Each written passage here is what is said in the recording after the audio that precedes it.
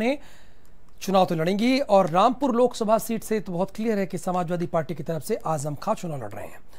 दोनों की दुश्मनी बहुत पुरानी है और दोनों एक दूसरे से बदला लेने चाहते हैं, वो भी जीत कर। रामपुर की सियासी शोले, जीत के लिए आजम के सामने जया की चुनौती। पुरानी तकरार फिर होगी आर पार। सुना है पद्मावत ने खिलजी के आने से पहले दुनिया छोड़ी, मगर अभी एक औरत ने, एक नाचने वाली ने खादिम के बारे में कुछ कहा है। आप बताओ, नाचने गाने वालों के मुंह लगेंगे तो सियासत कैसे करेंगे?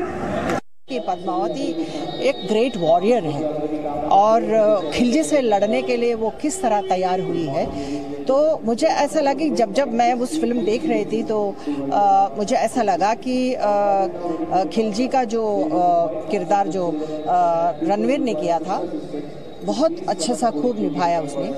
तो लेकिन उसका जो कैरेक्टर है खिलजी का, वो देखने बाद हमेशा मुझे ऐसा लगता था कि वो फिल्म देखने के दौरान मुझे आजम खान बहुत याद आता था जी। तो मुझे जब मैं चुनाव लड़ रही थी तो किस तरह मैंने परेशान किया उन्होंने मुझे, ये सब मेरे को एक बार रिकॉल हुआ है। ये शब्दों की मर्यादा भूलकर एक दूसरे पर जुबानी हमले की तस्वीर रामपुर की उस सियासी पिक्चर की बानगी भर है जिसकी गवाह रामपुर की आवाम यूपी की सियासत में रह चुकी है। रामपुर की शोले में हीरो हैं, विलेन हैं, खिलजी है और फिल्म की दुनिया की नामचीन हीरोइन भी, जिनके बीच सियासी रार ऐसी कि एक दूसरे को कोई फूटी आंख नहीं सुहाता। इसीलिए जब भी हमला हुआ, न मंच देखा गया, न माहौल, न शब्दों की मर्यादा। यहां तक कि अपमान की ऐसी बातें होने लगी कि बर्दाश्त की सीमा पार होने और बर्बाद करने तक के आरोप एक दूसरे के जरिए रैलियों में तैरने लगे। जिसने समाजवादी पार्टी को एक रकासा की पाजेब बना दिया था।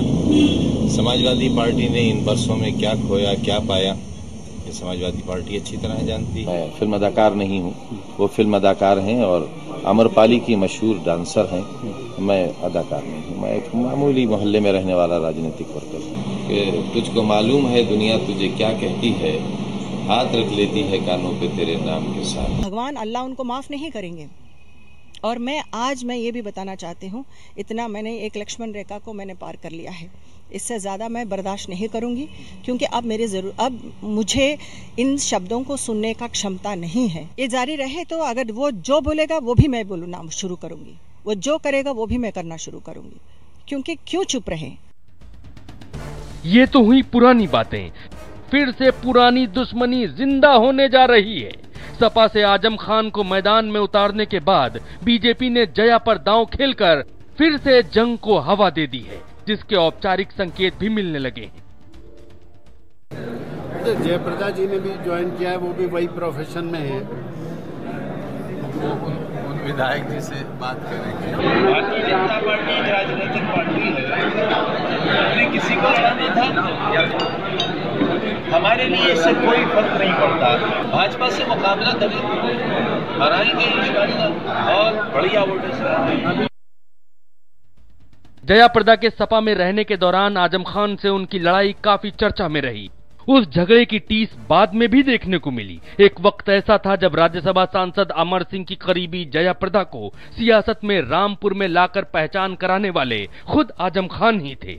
समाजवादी पार्टी में रहते हुए आजम खान ने अमर सिंह के कहने पर रामपुर से 2004 का लोकसभा चुनाव जया प्रदा को लड़ाकर जिताया, लेकिन दोनों की सियासी दोस्ती जल्द ही दुश्मनी में बदल गई।